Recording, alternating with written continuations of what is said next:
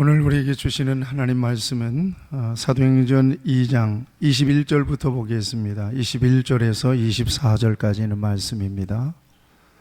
사도행전 2장 21절에서 24절까지 있는 말씀, 기록된 계시의 말씀을 제가 봉독할 때에 주님께서 여러분에게 주의 음성 들려주시기를 바랍니다. 누구든지 주의 이름을 부르는 자는 구원을 받으리라 하였느니라. 이스라엘 사람들아, 이 말을 들으라. 너희도 아는 바와 같이 하나님께서 나사렛 예수로 큰 권능과 기사와 표적을 너희 가운데서 베푸사 너희 앞에서 그를 증언하셨느니라. 그가 하나님께서 정하신 뜻과 미리 아신 대로 내준 바 되었거늘 너희가 법 없는 자들의 손을 빌려 못 박아 죽였으나 하나님께서 그를 사망의 고통에서 풀어 살리셨으니 이는 그가 사망에 매여 있을 수 없었음이라. 아멘. 이름으로 여러분들을 축복합니다. 네, 같이 고백합시다. 우리는 주 안에서 안전합니다. 오늘 주일에 합당한 아주 은혜로운 찬양을 우리 찬양대가 올려드렸습니다. 경배하리 경배하리. 언제까지? 나 사는 동안 경배하리. 예. 이제 여러분들이 다 고백하는 바지만 예수님이 이 땅에 오셔서 저와 여러분들을 구원하신 목적은 경배 받으시기 위해서거든요. 경배하고 예배하는 사람은 목숨 걸고 어떤 상황 속에서라도 예배하는 것이 저와 여러분들의 사명입니다. 예배에 목숨을 걸면서 사는 사람들이 바로 저와 여러분들인 것을 기억하시기를 축복합니다. 우리 찬양대 축복합니다. 우리 찬양대 제가 박수하겠습니다.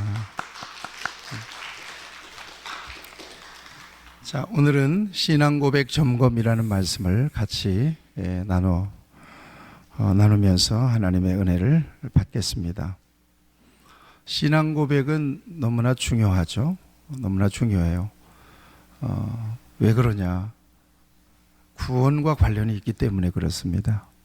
어떻게 믿느냐, 무엇을 믿느냐에 따라서 뭐가 결정이 된다고요? 구원이 결정이 되어버려요. 내세가 결정이 되어버리고 영생이 문제가 결정이 되어버리기 때문에 이 믿는 문제, 고백하는 문제는 이건 너무나도 근본적이고 본질적인 문제죠. 하나님은 성경을 통해서 저와 여러분들에게 믿음의 기준을 제시해 주셨어요. 그러니까 우리는 성경대로 믿고 성경대로 고백하는 사람들입니다. 구원의 길을 성경을 통해서 분명하게 가르쳐 주셨기 때문에 결코 성경 밖으로 벗어날 수가 없는 그런 신앙 고백을 저와 여러분들이 가지고 살아가고 있다는 것을 잊지 않으셨으면 좋겠어요. 구원이라고 하는 것은 어떤 거냐? 이거예요. 죄로 말미암아서 죽었던 인생들이 예수 그리스도의 대속으로 인하여 죄 씻음 받고, 다시 얘기하면 죄의 문제가 해결되어서 하나님과 멀어졌던 관계, 원수되었던 관계가 회복되는 거거든요. 이게 구원이에요. 저와 여러분들은 지금 예수님 안에서 하나님 아버지하고 친근하게 하나님을 만나고 있어요. 하나님을 인격적인 대상으로 전인적으로 하나님과 관계하고 살죠. 이게 바로 구원받은 신분을 이야기하는 굉장히 중요한 모습입니다. 하나님을 아버지로 부르고 하나님 아버지 앞에 내 인생이 있습니다. 하나님의 기쁨을 위하여 내 인생은 존재합니다. 내 인생은 유한하게 이 세상을 살다가 이 세상을 떠나게 되면 예수님이 말씀하신 대로 부활과 영생을 통해서 영원히 하나님을 기쁘시게 하며 복되게 살아갑니다. 이것이 성경을 통해서 우리에게 제시해 주신 구원입니다. 구원. 이것은 어쩌면 미래적인 것이지만 너무나도 확실한 것이기 때문에 바라는 것들 미래적인 것이지만 이것들을 오늘 실상으로 이렇게 가슴에 끌어안고 우리의 삶 속에서 구원받은 자로서의 확신과 기쁨과 소망과 소명과 사명을 따라서 살아가고 있는 것입니다. 이 세상에 교회는 이 같은 구원받은 사람들이 모인 구원 공동체, 하나님 나라의 모형입니다. 그래서 이 구원은 너무나도 중요한 것이죠. 이 구원은 오직 믿음으로 받습니다.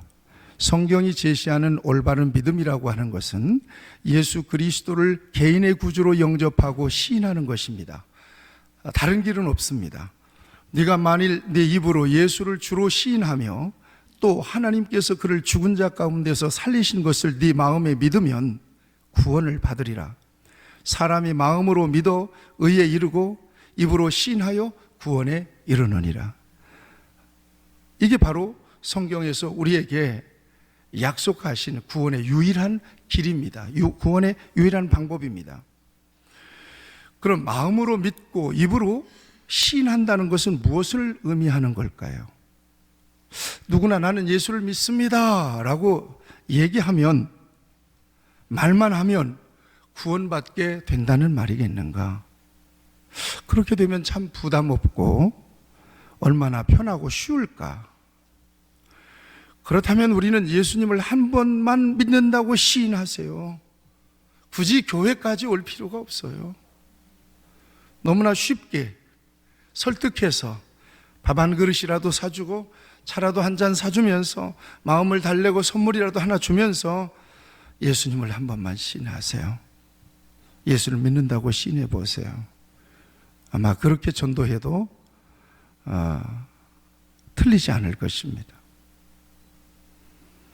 굳이 그렇게 어렵게 신앙생활을 할 필요도 없을 것입니다. 또한 구원은 따놓은 당상이니까 자유롭고 편안하게 신앙생활을 할 수도 있을 것입니다. 여기서 우리는 구원에 합당한 올바른 신앙과 고백이 무엇인지를 베드로의 신앙 고백을 중심으로 해서 다시 한번 점검해 볼 필요가 있죠. 과연 지금 내가 가지고 있는 신앙 고백이 성경적인 신앙 고백인가? 내가 지금 서 있는 이 믿음의 자리가 성경에서 말하는 구원에 합당한 믿음의 자리인가를 점검해 볼 필요가 있다는 것입니다. 성경에서 제시하는 신앙 고백 중에 대표적인 신앙 고백은 주는 그리스도시요 살아계신 하나님의 아들입니다 라고 하는 마태복음 16장 16절 베드로의 고백입니다. 가장 대표적인 신앙 고백입니다. 이것을 자세하게 풀면 아마 사도신경 신앙 고백이 될 것입니다. 그런데 마태복음 16장에 보면 베드로의 신앙 고백만 있는 것은 아니죠. 불신자들은 어떻게 생각합니까? 사람들이 인자를 누구라 하더냐? 세례 요한, 어떤 이는 예레미야, 또 어떤 이는 엘리야, 어떤 이는 선지자 중에 하나라고 합니다. 이게 세상 사람들이 예수님을 바라보는 시각이었습니다. 그들은 그렇게 믿고 있었던 것입니다. 지금도 이스라엘은 예수님을 어떤 분으로 생각하느냐? 유대인 가운데 선지자 정도로 생각합니다. 기독교의 창시자, 유대교에서 빠져나가서 기독교를 창설한 하나의 선지자 정도로 생각합니다. 그러나 이것은 예수님에 대한 완전히 빗나가는 관점입니다. 그러면 예수님께서 너희는 나를 누구라고 하느냐? 제자들에게 묻습니다. 너희는 나를 누구라고 하느냐? 베드로, 제자들의 대표인 베드로가 이르되 시몬 베드로에게 주는 그리스도시요 살아계신 하나님의 아들이십니다. 이렇게 고백합니다. 이것은 완벽한 고백입니다. 이것은 성경적으로 예수님을 하나님의 아들로서 고백하고 예수님을 이 땅을 구원하시기 위한 오신 메시아로 고백하는 이 고백은 완전한 고백입니다. 그 자체로. 너무나 중요한 고백이고 옳은 고백이기 때문에 우리 예수님도 베드로의 신앙 고백을 칭찬하십니다. 놀라워하십니다. 바요나 시몬아 네가 참 복이 있다. 이를 알게 한 것은 혈육이 아니라 하늘에 계신 내 아버지시다. 이렇게 칭찬을 하세요. 그 정도로 이 신앙 고백은 너무나도 완벽하고 너무나도 유명합니다. 여러분, 이 같은 신앙 고백을 분명하게 저와 여러분들이 전인적으로 갖게 될 때 분명히 약속대로 구원받게 될 줄로 믿습니다. 다만 주목하는 것은 그렇게 알고 그렇게 동의하고 그렇게 시인하는 것만으로 완전한가에 대한 의문을 베드로의 신앙 고백의 이후에, 베드로가 그 같은 신앙 고백 이후에 그가 가졌던 행적 몇 가지를 통해서 점검해 볼 필요가 있다는 것입니다. 주는 그리스도시요 살아계신 하나님의 아들입니다. 이 신앙 고백의 내용이 문제가 있는 것이 아니라 단지 올바른 신앙 고백을 가졌다고 하는 것이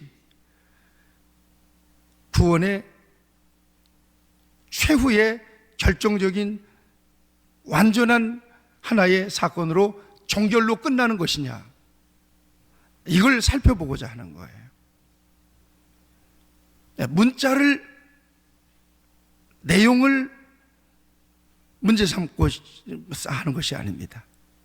자, 베드로가 이 같은 신앙 고백을, 완전한 신앙 고백을 해놓고 그의 이후에 어떤 삶을 보이는지를 성경은 우리에게 증거해 주고 있습니다. 자, 우선 베드로가 신앙 고백한 이후에 예수님이 칭찬을 하시죠. 그리고 곧바로 예수님은 제자도에 대한 말씀을 주십니다. 이것은 예루살렘에 올라가서 고난을 받고 죽임을 당하고 제3일에 살아날 것인가, 이걸 대해서 예수님께서 예언을 주시는 거예요. 자, 이때 그 위대한 신앙 고백의 당사자인 베드로가 나서서 예수님을 붙잡고 항변하게 됩니다. 이 항변하다라고 하는 것은 몰아세웠다는 거예요. 책망했다는 말로 번역이 되기도 합니다. began to rebuke라고 하는 말은 항변하는 거예요. 예, 막 책망하는 거예요. 막 닦아세우는 거예요. 예수님을 그 정도로 강렬하게 닦아세웠어요. 아니, 예수님 말이에요. 어떻게 그런 일이 있을 수가 있겠습니까? 절대 그런 일은 없습니다. 예수님의 십자가와 부활의 역사를 통해서 이루실 이 구원의 역사를 사도 베드로가 가로막습니다. 이때 예수님께서 그를 책망하시는 것을 봐요. 그 책망의 내용을 보면 베드로가 아직 신앙 고백이 있었지만 아직 예수님을 메시아로 믿고 있지 않고 거듭나지 못했음을 알 수가 있어요. 자, 고백이 문제가 있는 건 아니에요. 고백은 완전하고 고백은 귀해요. 그런데 어떠한 마음, 어떤 삶의 태도로 고백하느냐, 그 고백한 자의 삶은 진정으로 어떠해야 되느냐, 이 부분을 보는 거예요. 예수님께서 그를 책망하시죠. 사탄아, 내 뒤로 물러가라. 너는 나를 넘어지게 하는 자로다. 네가 하나님의 일을 생각하지 아니하고 도리어 사람의 일을 생각하는도다, 이거예요. 하나님의 일은 어떤 거였어요? 예수님이 십자가로 나가서 예수님이 죽으시고 예수님이 사흘 만에 부활하셔서 인류의 구원의 역사를 완성하시는 것이었어요. 그런데 베드로는 무슨 일을 생각하고 있다고 그랬죠? 사람의 일을 생각하는 거예요. 인정에 묶여서, 의리 때문에. 주님께는 절대 그런 일이 없을 겁니다. 원래 우리는 요한복음을 통해서 묵상을 했어요. 내가 죽을지언정 주님 그런 일을 만나지 않도록 하겠습니다 라고 베드로가 나서서 막습니다. 근데 이것은 인간적이었다는 거예요. 예수님의 메시아적 사역에 대한 몰리해, 불신앙, 거듭나지 못한 그의 모습을 단적으로 보여주는 행동이었다는 것입니다. 두 번째는 변화산 사건입니다. 마태복음 16장 이후에 나타나는 첫 번째 사건입니다. 베드로와 야고보와 요한을 데리고 변화산으로 올라갑니다. 예수님께서 변형이 돼서요, 구름에 쌓여서 예수님의 옷이 휘어지고 그 다음에 얼굴도 변형이 되고, 게다가 거기에서 율법의 대표인 모세가 나타나고 선지자의 대표인 엘리야가 나타나고 정말 아주 판타스틱한 상황이 펼쳐집니다. 아주 신비한 환상이 펼쳐집니다. 아주 황홀한 상황이 펼쳐집니다. 이때에 베드로가 예수님께 제안을 합니다. 우리가 여기 있는 것이 좋사오니 만일 주께서 원하시면 내가 여기서 초막 셋을 짓고 하나는 주님을 위하여, 하나는 모세를 위하여, 하나는 엘리야를 위하여 하리이다 제안을 합니다. 이때 빛난 구름이 그들을 덮으면서 소리가 나기를, 이는 내 사랑하는 아들이요 내 기뻐하는 자니 너희는 그의 말을 들으라 하는 하나님의 음성이 들립니다. 자, 변화산에서 내려오자 누구를 만나나요? 불에도 넘어지고 물에도 넘어졌던 간질 환자, 간질 아들을 가진 아버지를 만나요. 제자들이 고치려고 해도 못 고쳤어요. 변화산에서 내려와서 예수님께서는 그 아들을 고치십니다. 자, 산 위, 산 아래. 우리 예수님께서는 이 세상에 구원하러 구원자로 오신 거지, 그렇게 신령한 변화산 위에서 그 같은 황홀한 삶을, 인생 삶을 위해서 오시지 않았다는 거죠. 적어도 베드로는 아직 예수님이 이 땅에서 완성해야 될 메시아적 구원 사역에 대해서 아직 깜깜한 거예요. 거기까지 생각 안 하는 거예요. 우리가 여기에 관점을 두고 우리가 이 베드로의 신앙 고백 이후에 베드로의 행적을 살펴봐서 이거 진정한 신앙 고백이었는가? 다시 얘기하면 이건 지적인 고백이었는가?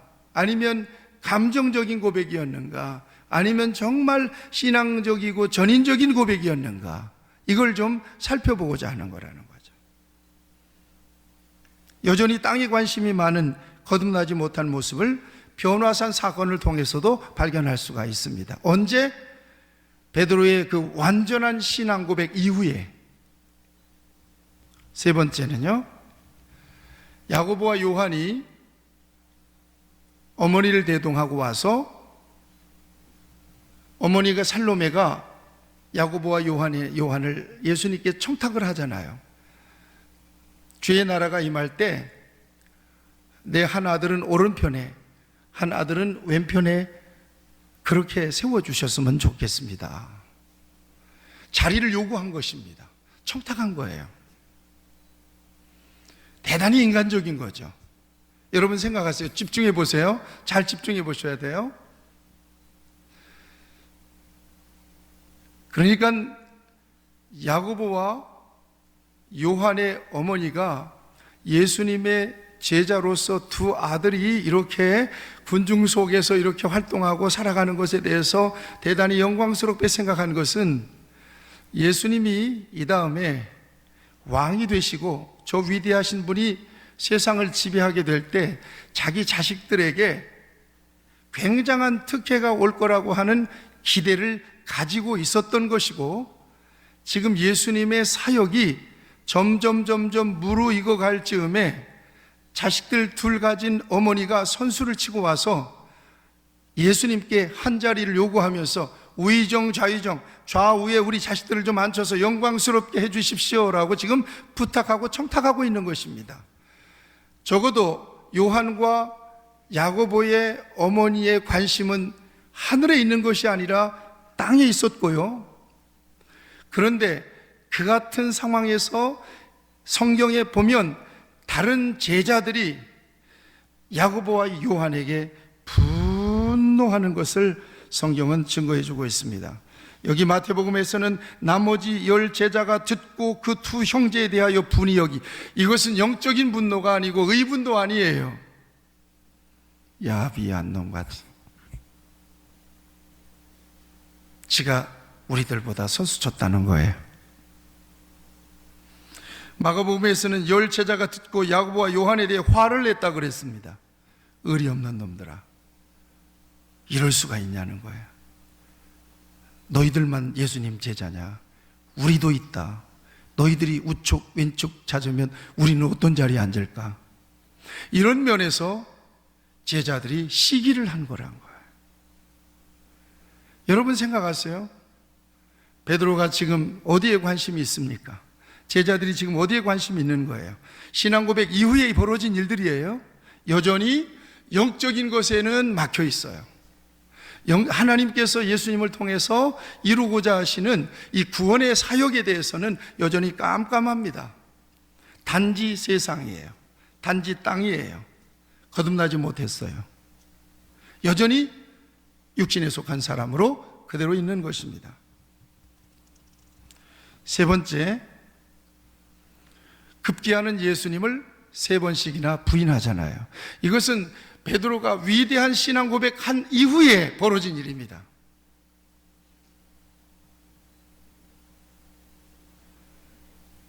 신앙 고백 이후에 무시무시한 일을 저지른 거예요. 예수님을 3번 부인해요. 예수님을 저주하면서 그를 모른다고 부인합니다. 여러분 생각해 보세요. 지금 여러분들에게 예수님을 부인하라면 부인하겠어요? 위대한 신앙 고백이 있었어요. 주는 그리스도시요 살아계신 하나님의 아들입니다. 이야, 완전한 고백을 했구나. 대단하다. 너 하나님께서 은혜를 너에게 주셨다. 예수님도 칭찬할 만한 완벽한 고백한 이후에 예수님을 3번씩이나 딱 부정해버리고 말아요. 고백은 완전했는데 그 고백에 따르는 삶은 없었던 거예요. 왜 그래요? 아직도 영적인 세계, 메시아적 예수님의 구원 사역에 대해서 깜깜하게 닫혀 있었어요. 이걸 거듭나지 못했다 이렇게 얘기하죠. 잘 기억하세요. 고백은 완벽해요. 그런데 그 고백자가 아직 거듭나지 못했어요. 말은 정확해요. 정확하게 입으로는 고백했어요. 그런데 삶을 보니까 안 변했어요. 예수님을 구주로 고백했어요. 그런데 여전히 자기가 주인이에요. 예수님을 구주로 고백하고 이 세상에서 하늘의 영광을 바라보면서 산다고 입술로 얘기해요. 그런데 여전히 세상에 대한 속셈으로 가득 차 있어요. 이런 상태예요. 입술의 고백과 그의 삶이 심각한 밸런스를 잃어버린 거예요. 자, 이것을 우리는 구원에 합당한 신앙으로 여겨줘야 될 것이냐 하는 문제에 대해서 지금 문제 제기를 하고 있는 거예요. 마지막으로 예수님께서 이 땅에서 십자가 지시고 부활하신 역사는 복음의 핵심입니다.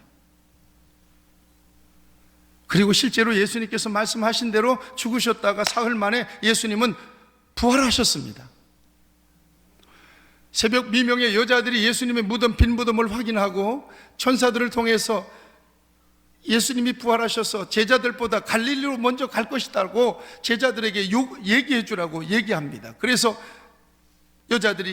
제자들이 있는 곳에 가서 예수님의 부활 사건을 얘기했더니 맨 먼저 달려와서 무덤에 머리를 집어넣고 무덤에 빈 무덤을 확인했던 사람이 베드로예요. 그리고 이후에 부활하신 예수님을 여러 번 만났어요. 특별히 의심 많은 도마가 예수님의 부활을 믿지 못했을 때 제자들이 진짜로 우리는 만났다고 그러니까 못 믿겠다고. 나는 그분의 손의 못자국과 옆구리의 창자국을 확인하기 전에는 예수님의 부활을 받아들이지 못하겠다고. 그러고 있을 때 예수님께서 그들에게 나타나셔서 12 제자 가운데 한 사람 도마는 실제로 예수님의 못자국과 옆구리의 창자국을 확인까지 했어요. 그 현장에 베드로가 있었단 말이에요. 그런데 요한복음에 의하면 베드로가 어디 가죠? 베드로는 생업을 찾아서 갈릴리 바다로 고기 잡으러 갑니다. 여러분 생각하세요. 위대한 신앙 고백이 있었어요? 그런 사람이 예수님의 부활을 확인하고 부활하신 예수님을 만나고도 세상으로 갔습니다. 자, 그러면 여기에서 보는 거예요. 정확한 신앙 고백이 있었다고 해서, 입술로 정확하게 성경적인 신앙 고백을 했다고 해서 이 사람에게 구원이 있겠느냐는 거예요. 구원은 입술의 고백으로 결정이 되는 거냐? 구원은 나는 믿습니다 라고 하는 정확한 성경적인 고백으로만 가능하겠느냐는 것입니다. 구원이 정말로 중요하다면, 그 구원 때문에 이렇게 위험을 무릅쓰고 하나님을 섬기고 교회를 섬기고 예배를 통하여 하나님 앞에 영광을 돌리고 있다면, 여기에 심각한 딜레마가 있어요. 입은 믿음 같은데 사는 것은 전혀 거듭나지 못한, 이것을 정말 구원 있는 신앙의 고백으로 쳐줄 수 있을 것이냐 하는 것입니다. 문제 제기를 하는 거예요. 오늘 베드로만 그랬느냐? 그렇지 않다. 여기에서 설교하는 박 목사도 그럴 수 있고, 여러분 모두도 입술의 고백과 삶과는 너무나도 괴리가 있는, 입으로는 천국을 말하면서 세상으로는, 삶으로는 세상만을 꿍꿍이 속으로 세상만을 계산하고 있고, 입으로는 하나님 나라를 말하면서 내심으로는 세상의 영화만을 위해서 살아가는, 입으로는 영생을 얘기하면서 마음으로는 세상에서 육신의 먹은 목숨이 어떻게 상할까 두려움과 공포에 찌들려 있는, 오늘 저와 여러분들의 이중적인 모습이 과연 성경적인 전인적인 신앙 고백이요, 예수님을 정말 구주로 영접하고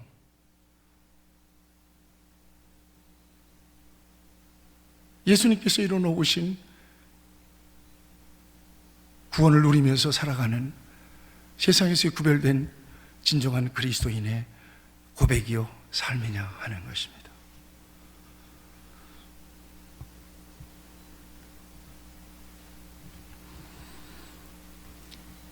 베드로의 그 같은 모습이 거듭난 사람의 모습이며 행적이 맞느냐? 오늘 우리가 보기에도 고백은 잘했는데 삶은 아니다. 적어도 예수님을 부정하고 여전히 세상 나라에 대한 기대와 세상에서의 그의 삶을 떨쳐버리지 못하고 살아가는 그런 모습이 과연 성경에서 말하는 신앙 고백이겠느냐 하는 것입니다. 오늘 시대의 문제는 기독교 신앙에 대한 오해와 잘못된 신앙 고백에 대한 책임이 크다는 것을 잊지 말아야 될 것입니다. 적당하게 신앙을 고백해놓고 자기 할 짓 다 하는 것은 올바른 신앙 고백이 아닙니다. 입술로 화려한 수사를 섞어서 신앙을 고백해놓고 세상 나라에 정신이 팔려있는 것도 올바른 신앙 고백이 아닙니다. 단순한 신앙이 체험을 통해서 감동을 받고 눈물을 흘리면서 신앙 고백을 해놓고 눈물이 마른 후에는 언제 그랬냐는 식으로 생활은 무너지는 생활은 올바른 신앙 생활이 아닙니다. 예수님을 구주로 고백한 후에도 자신의 신상 부담이나 손해를 볼 것 같으면 약삭빠르게 잔머리를 굴려서 피하는 것은 올바른 신앙 고백이 아닙니다. 예수님을 구주로 고백하고도 주님께 자신의 주권을 내어드리지 못하고 인색하기 그지없는 생활은 올바른 신앙 고백이 아닙니다. 예수님을 구주로 고백하고도 여전히 세상만을 추구하는 것은 올바른 신앙 고백이 아닙니다. 전인적인 신앙 고백이 있는 사람은 인간의 연약함이나 사탄의 미혹을 인정하더라도 결코 자기중심적으로 판단하고 세속적으로 살아갈 수는 없는 사람이라는 것입니다. 내가 연약한 것을 깔아놓고 사탄이 때때로 미혹해서 그 사탄의 미혹에 의해서 순간순간 흔들릴 수는 있지만, 진정으로 전인적으로 예수님이 내 인생의 전부이며, 예수님은 내 인생의 주인이며, 예수님은 내 인생의 왕이시며, 예수님을 따라 사는 삶을 나는 살기를 원합니다라고 선포하며 믿음으로 고백하고 살아가는 사람은 그렇게 세속적인 삶을 살아갈 수가 없다는 이야기입니다. 이것이 성경에서 말하는 올바른 온전한 신앙 고백입니다. 신앙 고백과 삶의 불일치가 말이 안 된다는 것은 예수님이 말씀하신 바 신앙 고백과 그 열매에 대한 말씀만 보더라도 확인할 수가 있습니다. 신앙 고백은 결코 열매와 무관하지 않다는 것을 간과해서는 안 됩니다. 신앙 고백은 그 고백에 따르는 행위와 결코 무관하지 않다. 교회에서 모습이 다르고 세상에서의 모습이 전혀 다르다면 이것은 분명히 성경적인 신앙 고백을 가진 사람의 모습은 아니라는 것입니다. 교회에서는 너무나도 온유하고 너무나도 겸손한데 세상에 나가서는 불같이 화를 내고 혈기를 부리고 죽일 듯이 사람들을 관계한다면 이것은 정상적인 신앙생활은 아닙니다. 교회에서는 천사 같은데 세상에 나가면 아주 극도로 잔인하거나 이기적인 사람은 근본적으로 올바른 신앙 고백을 가진 사람은 아닙니다. 입으로 올바른 신앙 고백이 있었을진 몰라도 여전히 세상에 몸을 넣고 거듭나지 못한 사람입니다.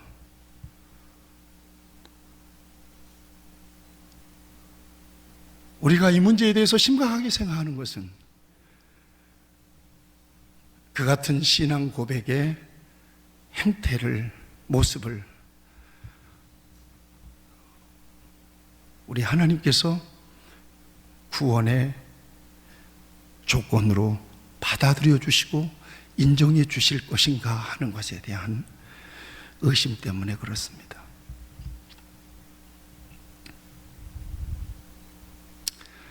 결정적으로는 사도행전 1장 6절을 보면 예수님을 모든 제자들이 부활 후 승천을 앞둔 시점에서 주께서 이스라엘 나라를 회복하심이 이때이니까 라고 여전히 세속적인 왕과 구원자에 대한 미련을 저버리지 못하고 있는 것은 예수님의 영적인 메시아 사역과 하나님 나라에 대한 믿음이 아직 없었다는 것을 보여주고 있는 것입니다. 이것은 그들의 신앙 고백에 대한 열매입니다.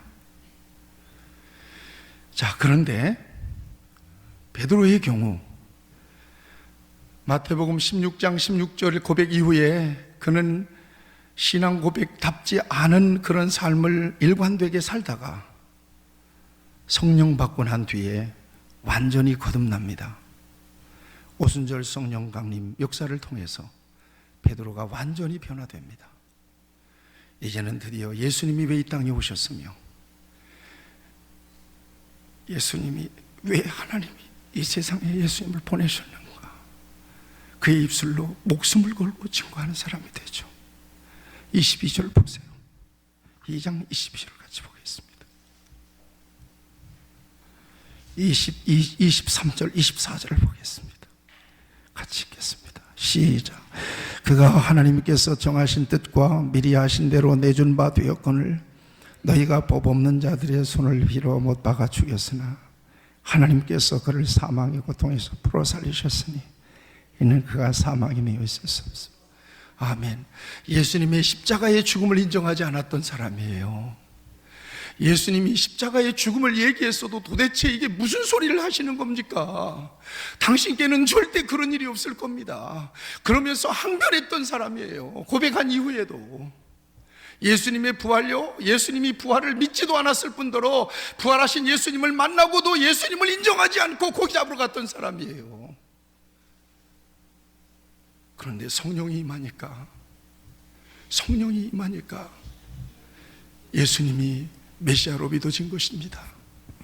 예수님이 하나님께서 보내신, 죄인들을 구원하시기 위해서 보내신 메시아로 믿어졌고 예수님의 십자가와 죽음을 통해서 구원하신 그 구원이 가장 위대하신 하나님의 선물인 것이 확실하게 믿어진 것이고, 오히려 믿을 뿐더러 그는 어려운 시대에 성령에 붙잡혀서 예수님을 십자가를 증거하고 예수님의 부활을 선포하는 것을 성경은 우리에게 보여주고 있습니다.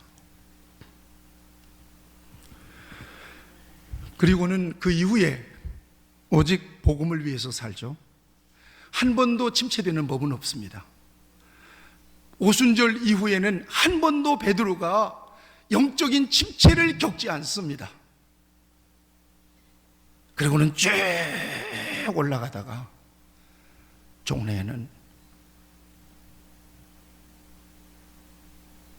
전해오는 이야기입니다. 십자가를 거꾸로 지고 죽었대요.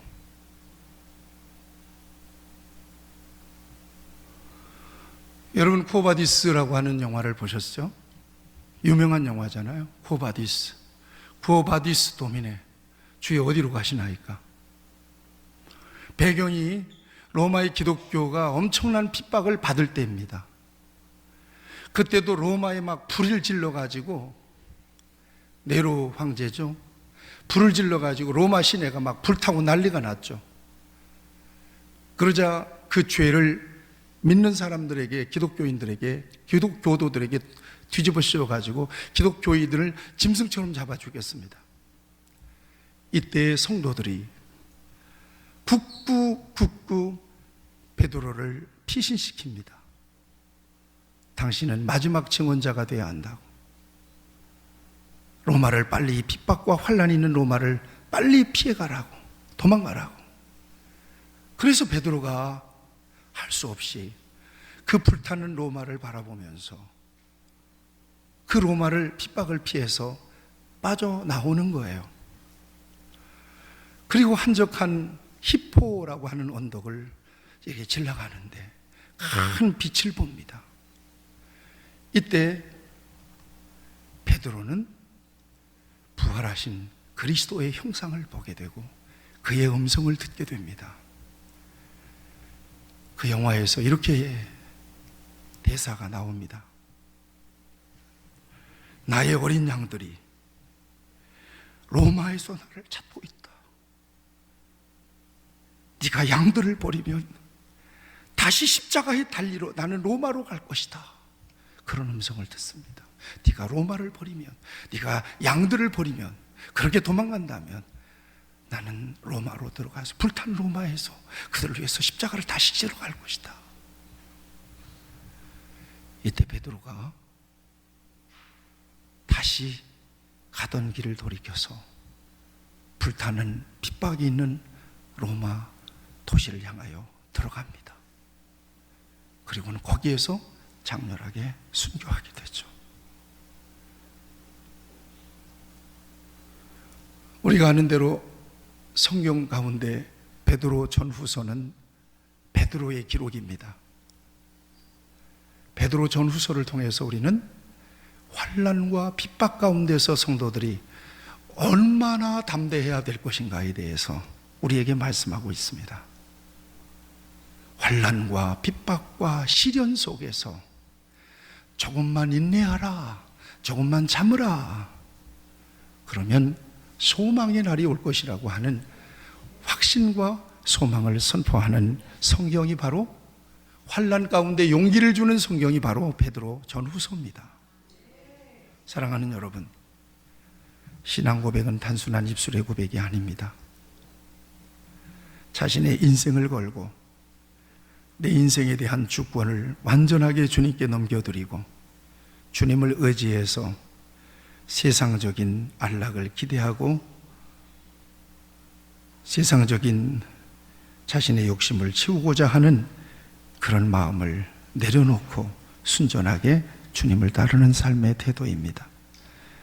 믿으면서도 여전히 세상에서 무엇을 먹을까, 무엇을 입을까, 무엇을 마실까, 육신의 정욕과 안목의 정욕과 이생의 자랑에 치우쳐 있다면 우리는 심각하게 나의 신앙 고백을 점검해 봐야 할 것입니다. 그것은 성경이 요구하는 신앙 고백이 아닐 수 있기 때문입니다. 그리고 그것은 단순한 문제가 아니라 구원에도 영향을 줄 수 있는 것이기 때문입니다. 예수님은 산상수훈의 결론에서 이렇게 말씀하셨습니다. 그러므로 그들의 열매로 그들을 알리라. 나더러 주여 주여 하는 자마다 다 천국에 들어갈 것이 아니요 다만 하늘에 계신 내 아버지의 뜻대로 행하는 자라야 들어가리라. 그날에 많은 사람이 나더러 이르되 주여 주여 우리가 주의 이름으로 선지자 노릇하며 주의 이름으로 귀신을 쫓아내며 주의 이름으로 많은 권능을 행하지 아니하였나이까 하리니 그때 내가 그들에게 밝히 말하되 내가 너희를 도무지 알지 못하니 불법을 행하는 자들아 내게서 떠나가라 하리라. 그러므로 누구든지 나의 이 말을 듣고 행하는 자는 그 집을 반석 위에 지은 지혜로운 사람 같으리니 비가 내리고 창수가 나고 바람이 불어 그 집에 부딪히되 무너지지 아니하나니 이는 주추를 반석 위에 놓은 까닭이요 나의 이 말을 듣고 행하지 아니하는 자는 그 집을 모래 위에 지은 어리석은 사람 같으리니 비가 내리고 창수가 나고 바람이 불어 그 집이 부딪힘에 무너져 그 무너짐이 심하니라. 세상이 혼란스럽고 세상 신앙의 정체성이 흔들리고 신앙인의 역할이 여느 때보다도 중요한 이때에 나는 오순절 이전의 신앙 고백에 머물러 있는가? 오순절을 통과한 신앙 고백으로 살아가고 있는가? 우리 자신을 신앙 고백을 점검하고 자기를 부정하고 자기 십자가를 지고 기꺼이 주님을 따르는 믿음의 사람들이 되시기를 주님의 이름으로 축복합니다. 기도하시겠습니다.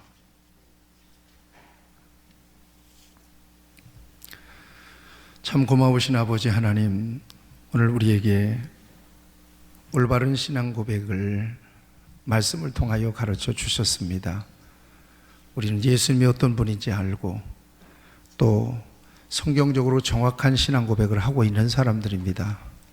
다만 올바른 신앙 고백을 가지고 신앙 고백에 합당한 삶을 살고 있는지는 진정으로 내가 전인적으로 신앙 고백을 하고 있는지 입술로만 신앙 고백을 하고 있는지를 결정하는 가장 중요한 확실한 기준이 될 것이온데 하나님 오늘 귀한 말씀을 통해서 나의 신앙을 점검하고 성령 강림 이후에 예수님의 부활을 십자가를 부정하고 예수님의 부활을 인정하지 않았던 베드로가 십자가와 부활을 증거하며 영생과 생명과 죄사함을 선포하고 오직 복음을 증거하는 증인으로 일생을 살았던 것처럼 오늘 우리도 오순절을 통과한 신앙 고백으로 하나님의 영광을 위해서 복음을 위해서 예수 그리스도의 생명과 영광과 축복을 누리며 남은 인생을 살게 하여 주시옵소서.